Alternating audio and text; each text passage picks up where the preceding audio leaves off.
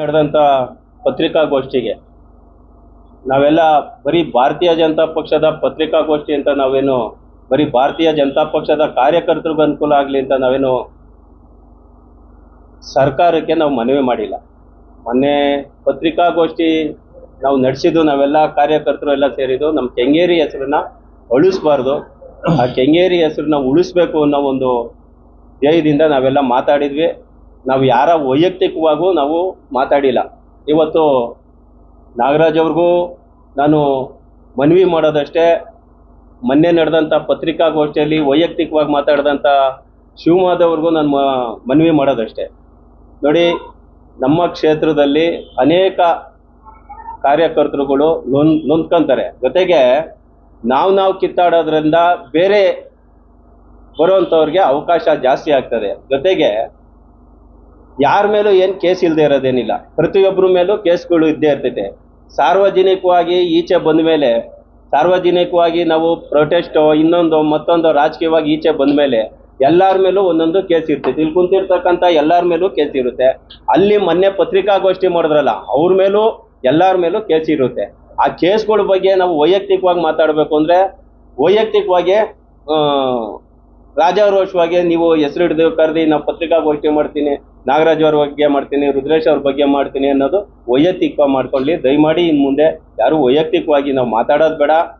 ಯಶವಂತಪುರ ಕ್ಷೇತ್ರದ ಅಭಿವೃದ್ಧಿ, ಯಶವಂತಪುರ ಕ್ಷೇತ್ರದ ಒಂದು ಸಾರ್ವಜನಿಕರ ಒಂದು ಏನು ಪ್ರಯತ್ನ ಪಡ್ತಾವ್ರೆ ಕೆಂಗೇರಿ ಹೆಸರು ಉಳಿಸೋದು ಮತ್ತು ಅಭಿವೃದ್ಧಿ ಬಗ್ಗೆ ಮಾತ್ರ ಮಾತಾಡಿ ಅಂತ ಹೇಳ್ತಾ, ಜೊತೆಗೆ ನಮ್ಮ ಶಾಸಕರು, ನಮ್ಮ ಶಾಸಕರು ಅಂತಲೇ ನಾವು ಹೇಳ್ಕೊಬೇಕಾಗ್ತದೆ. ಯಾಕೆಂದರೆ BJPಯಿಂದ ಗೆದ್ದಿರ್ತಕ್ಕಂಥ ಶಾಸಕರು ಇವತ್ತು ಅವರು ಕಾಂಗ್ರೆಸ್ನವರು ಒಂದು ಪ್ರೆಸ್ ಮೀಟ್ ಮಾಡ್ತಾರೆ ಅಂತಂದರೆ ಶಾಸಕರು ಯಾವತ್ತು ಕಾಂಗ್ರೆಸ್ಗೆ ಸೇರ್ಪಡೆ ಆಗಿದ್ದಾರೆ ಅನ್ನೋದು ಮೊನ್ನೆ ಪತ್ರಿಕಾಗೋಷ್ಠಿ ನಡೆಸೋದ್ರಲ್ಲ ಕಾಂಗ್ರೆಸ್ ಅಧ್ಯಕ್ಷರುಗಳು, ಕಾಂಗ್ರೆಸ್ ಪ್ರಧಾನ ಕಾರ್ಯದರ್ಶಿಗಳು, ಎಲ್ಲ ಕಾರ್ಯಕರ್ತರು ಅದನ್ನ ಒಂದು ಸ್ವಲ್ಪ ಈ ಮಾಧ್ಯಮದ ಮುಖಾಂತರ ತಿಳಿಸ್ಲಿ.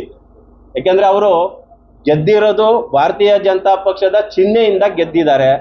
ಭಾರತೀಯ ಜನತಾ ಪಕ್ಷದ ನಾವೆಲ್ಲರೂ ಸೇರಿ ಓಟ್ ಹಾಕಿ ಗೆಲ್ಸಿದ್ದೀವಿ. ಆ ಶಾಸಕರನ್ನ ನಾವು ಪ್ರಶ್ನೆ ಮಾಡೋ ಅಧಿಕಾರನೂ ಇದೆ, ಪ್ರಶ್ನೆ ಮಾಡೋ ಒಂದು ಶಕ್ತಿನೂ ಇದೆ, ನಾವು ಕೇಳೋಂಥ ಒಂದು ಅಧಿಕಾರ ಇದೆ. ನಾವು ಕೇಳಿದ್ದೀವಿ, ಆದರೆ ನಾವು ಶಾಸಕರು ಕೇಳಿಲ್ಲ, ನಾವು ಸರ್ಕಾರ ಕೇಳಿದ್ದೀವಿ. ನಾವು ಕಾಂಗ್ರೆಸ್ ಸರ್ಕಾರ ಕೇಳಿರೋದು. ಕಾಂಗ್ರೆಸ್ ಸರ್ಕಾರ ಕೇಳಿದ್ರೆ ಶಾಸಕರು ಯಾಕೆ ಮಧ್ಯ ತರಬೇಕು? ದಯಮಾಡಿ ಇದ್ರನ್ನ ಗೊಂದಲ ಮಾಡಬೇಡಿ ನೀವು. ನಮ್ಮ ಕಾಂಗ್ರೆಸ್ಸು ಮುಖಂಡರುಗಳು ಅಲ್ಲಿದ್ದಂಥವ್ರು ಎಲ್ಲ BJPಲಿದ್ದವರು ಇತ್ತೀಚೆಗೆ ಯಾವತ್ತೂ ರಾಜೀನಾಮೆ ಕೊಟ್ಟರೋ ಗೊತ್ತಿಲ್ಲ. ನಮ್ಮ ಅಧ್ಯಕ್ಷರಿಗೆ ನಮಗೆ ಇವತ್ತು ಎಲ್ಲ ನಾವೆಲ್ಲ ಕುಂತಿರೋರಿಗೆ ಆಶ್ಚರ್ಯ ಆಗ್ತಾ ಇದೆ. ನಮ್ಮ BJPಲಿದ್ದವರು ಸಡನ್ ಆಗಿ ಯಾವಾಗ ಹೋಗಿ ಕಾಂಗ್ರೆಸ್ನಲ್ಲಿ ಕಾರ್ಯಕರ್ತರಾದ್ರು ಅನ್ನೋದು ನಮಗೆಲ್ಲ ಆಶ್ಚರ್ಯ ಆಗ್ತಾ ಇದೆ. ಕಾಂಗ್ರೆಸ್ನವರು ನೀವು ಸೇರ್ಕೊಂಡಿರೋದು ನಿಮ್ಮ ವೈಯಕ್ತಿಕ, ಅದು ನನ್ನ ಅಭ್ಯಂತರ, ನಮ್ಮಗಳ ಅಭ್ಯಂತರ ಏನಿಲ್ಲ. ಅದು ಯಾರೇ ಚುನಾವಣೆ ನಿಂತ್ಕೊಂಡ್ರು ಎಲ್ಲೇ ಇದ್ರೂ ಓಟ್ ಹಾಕೋರು ಜನರು ಇದ್ದಾರೆ, ಗೆಲ್ಸೋಂಥ ಜನರು ಇದ್ದಾರೆ, ಸೋಲ್ಸೋಂಥ ಜನರು ಇದ್ದಾರೆ. ಅದ್ರ ಕೆಲಸ ಅವ್ರು ಮಾಡ್ಕೊತಾರೆ. ಆದರೆ ನಮಗೆ ಪ್ರಶ್ನೆ ಬಂದಿರೋದು, ನಮ್ಮ ಭಾರತೀಯ ಜನತಾ ಪಕ್ಷದಿಂದ ಗೆದ್ದಂಥ ಒಬ್ಬ ಶಾಸಕನ ಪರವಾಗಿ ಕಾಂಗ್ರೆಸ್ನವರು ಒಂದು ಪ್ರೆಸ್ ಮೀಟ್ ಮಾಡಿ ಕಾಂಗ್ರೆಸ್ನವ್ರು ಡಿಪೆಂಡ್ ಮಾಡ್ಕೊತಾರೆ ಅಂತಂದರೆ ನಮ್ಮೆಲ್ಲರಿಗೂ ಆಶ್ಚರ್ಯ ಆಗ್ತದೆ. ಅದನ್ನು ಯಾವತ್ತೂ ಸೇರ್ಪಡೆ ಆದ್ರು ಅಂತ ಒಂದು ಮಾಧ್ಯಮದ ಮುಖಾಂತರ ತಿಳಿಸಿ ಅಂತ ಹೇಳ್ತಾ, ಜೊತೆಗೆ ನಮ್ಮ ಲೋಕಸಭಾ ಸದಸ್ಯರು, ನಮ್ಮ ಕೇಂದ್ರ ಸಚಿವರಾದಂಥ ಶೋಭಾ ಕರಂದ್ಲಾಜೆ ಅವ್ರ ಬಗ್ಗೆ ಒಬ್ಬರು ಈ ಕಾಂಗ್ರೆಸ್ ನಾಯಕರುಗಳು ಕೇವಲವಾಗಿ ಮಾತಾಡ್ತಾರೆ. ನೋಡಿ, 2008ರಲ್ಲಿ ಶೋಭಾ ಕರಂದ್ಲಾಜೆ ಅವರು ಇಲ್ಲಿ ಶಾಸಕರಾಗಿ, ಮಂತ್ರಿಯಾಗಿ ಏನೇನು ಕೆಲಸ ಮಾಡಿದ್ದಾರೆ ಅಂತ ನೀವೇ ಎದೆ ತಟ್ಟಿ ಎದೆ ಮುಟ್ಕೊಂಡು ಹೇಳ್ಕೊಳ್ಳಿ. ಕಾಂಗ್ರೆಸ್ ಸರ್ಕಾರ ಹಿಂದೆ ಇದ್ದಂಥ ಸರ್ಕಾರದಲ್ಲಿ ಶಾಸಕರುಗಳಾಗಿದ್ದೀರಾ, ಹಿಂದೆ ಸರ್ಕಾರ ಇತ್ತು, ಏನು ಅಭಿವೃದ್ಧಿ ಮಾಡಿದ್ರು ಅನ್ನೋದು ಒಂದು ಯೋಚನೆ ತುಲನೆ ಮಾಡ್ಕೊಳ್ರಿ. ಇವತ್ತು ಶೋಭಾ ಕರಂದ್ಲಾಜೆ ಅವರು ಈ ಕ್ಷೇತ್ರದ ಶಾಸಕರಾದ್ಮೇಲೆ ಏನೇನು ಯೋಜನೆಗಳು ತಂದಿದ್ದಾರೆ ಅನ್ನೋದು ನಮ್ಮ ಕಣ್ಮುಂದೆ ಇದೆ. ಯಾಕೆಂದರೆ ಕೆಲವರು ಶೋಭಾ ಕರಂದ್ಲಾಜೆ ಅವ್ರು ಗೆದ್ರು ಏನೂ ಮಾಡಿಲ್ಲ ಅನ್ನೋ ಒಂದು ಅರ್ಥದಲ್ಲಿ ಹೇಳಿದ್ರು. ಆ ಯೋಜನೆಗಳು 1-2 ಅಲ್ಲ, ಕಾಂಗ್ರೆಸ್ ಸರ್ಕಾರದಲ್ಲಿ ಯಾವುದೋ ಒಂದು ಯೋಜನೆ ಒಂದು ಕೆಲಸ ಮಾಡಿರೋದಲ್ಲ.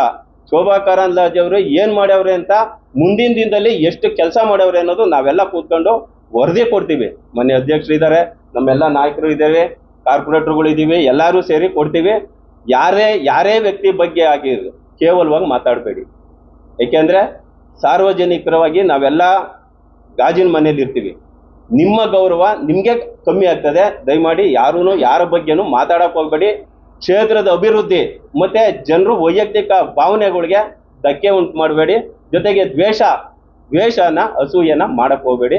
ದಯಮಾಡಿ ಈ ಒಂದು ಪತ್ರಿಕಾಗೋಷ್ಠಿಯಲ್ಲಿ ಎಲ್ಲರಿಗೂ ನಾನು ಕೇಳ್ಕೊಳ್ಳೋದು, ಜನತಾದಳದವರಾಗಿರ್ಬೋದು, ಕಾಂಗ್ರೆಸ್ನವರಾಗಿರ್ಬೋದು, ಬಿಜೆಪಿ ನಾವುಗಳು ಆಗಿರ್ಬೋದು, ನಾವೆಲ್ಲ ಒಂದೇ ಪಕ್ಷದಲ್ಲಿ ಇದ್ದೀವಿ. ನಾವು ಯಾರು ಆ ಪಕ್ಷಕ್ಕೆ ಈ ಪಕ್ಷದಿಂದ ಇದು ಮಾಡಿಲ್ಲ. ನಾಗರಾಜ್ ಅವರು ಒಂದ್ಸಲಿ ನಮ್ಮ ಪಕ್ಷಕ್ಕೆ ಬಂದ ಮೇಲೆ ಇದುವರೆಗೂ ಬೇರೆ ಪಕ್ಷಕ್ಕೆ ಹೋಗಿಲ್ಲ, ಬೇರೆ ಪಕ್ಷಕ್ಕೆ ಪ್ರಚಾರ ಮಾಡಿಲ್ಲ. ಹಾಗಾಗಿ ನಾವೆಲ್ಲ ಒಂದೇ ಪಕ್ಷದಲ್ಲಿ ಇದ್ದೀವಿ, ಒಂದೇ ಪಕ್ಷದಲ್ಲಿ ಕೆಲಸ ಮಾಡ್ತಾ ಇದ್ದೀವಿ, ಒಂದೇ ಪಕ್ಷದ ಕಾರ್ಯಕರ್ತರಾಗಿದ್ದೀವಿ. ಅದಕ್ಕೆ ನಮ್ಮ ಹೆಮ್ಮೆ. ಹಾಗಾಗಿ ಯಾರ ಬಗ್ಗೆನೂ ವೈಯಕ್ತಿಕವಾಗಿ ಮಾತಾಡಬೇಡಿ ಅಂತ ಈ ವೇದಿಕೆ ಮೇಲೆ ದಯಮಾಡಿ ಕೇಳ್ಕೊಂತೀನಿ. ಧನ್ಯವಾದಗಳು.